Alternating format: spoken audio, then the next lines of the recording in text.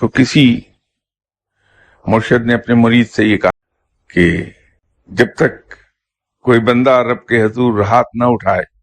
تو رب بھی اسے کچھ نہیں دیتا، تو جب تک تم مجھ سے مانگو گے نہیں میں کیسے تم کو دوں گا؟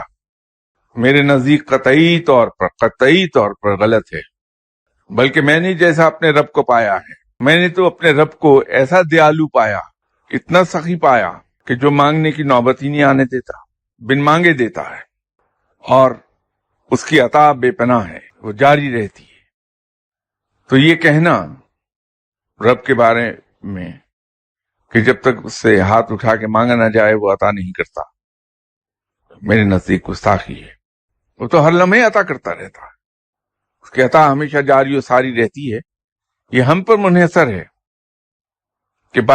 گھر کے باہر ہونے والی بارش میں اگر بھیگنا چاہیں تو ہم گھر سے باہر کب نکلیں گے؟ بارش نہیں رکے گی، اس کی رحمتوں کی، اس کی عطا کی بارش ہوتی رہتی۔ ہم کب اس میں سے کچھ لے سکتے ہیں، یہ ہماری ہمت ہے، یہ ہم پر منحصر ہے۔ تو یہ غلط ہے یہ کہنا رب کے بارے میں، یہ کہنا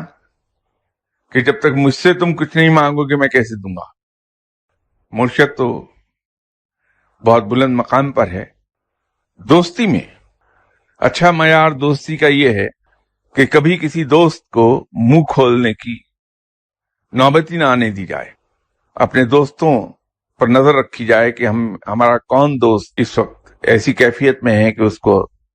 تو یہ انتظار نہ کیا جائے کہ دوست کب مدد مانگے گا،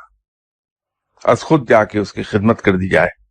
اور وہ بھی اس قدر عاجزی کے ساتھ کہ اس کو یہ احتمال ہونے لگے کہ شاید اس نے مجھ سے کبھی قرض لیا تھا جو یہ لوٹانے آیا ہے اور وہ قرض دیا ہوا مجھے یاد نہیں۔ اگر دوستی کے اندر یہ معیار ہے تو مرشد اور مرید کا رشتہ تو اس سے کہیں بلند ہے۔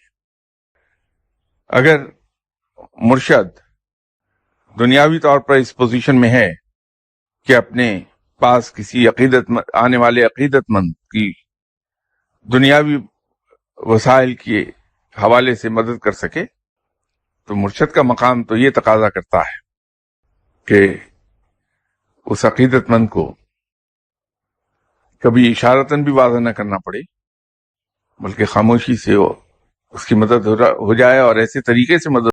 کہ کسی اور کے کان خبر نہ ہو، بلکہ خود اس عقیدت مند کو خبر نہ ہو کہ میری مدد کر دی گئی۔